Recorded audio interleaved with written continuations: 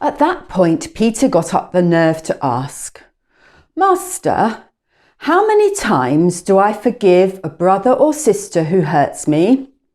7? Jesus replied, 7?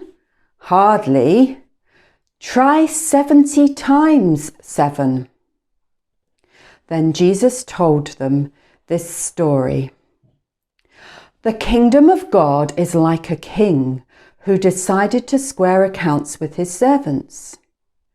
As he got underway, one servant was brought before him who had run up a debt of £1,000,000.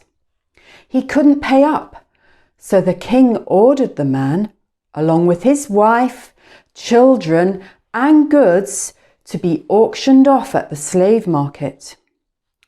The poor man threw himself at the king's feet and begged, "Give me a chance and I'll pay it all back." Touched by his plea, the king let him off, rubbing out all his debts. But the servant was no sooner out of the room when he came upon one of his fellow servants who owed him £10. He seized him by the throat and demanded, "Pay up now." The poor man threw himself down and begged, "Give me a chance and I'll pay it all back." But he wouldn't do it. He had him arrested and put in jail until the debt was paid. When the other servants saw this going on, they were outraged and brought a detailed report to the king. So the king summoned the man and said, "You evil servant, I forgave your entire debt when you begged me for mercy.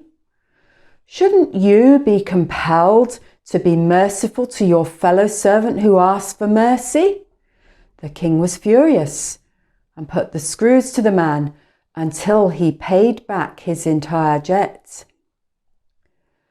And Jesus said, "That's what my Father in heaven is going to do to each of you who doesn't forgive unconditionally anyone who asks for mercy."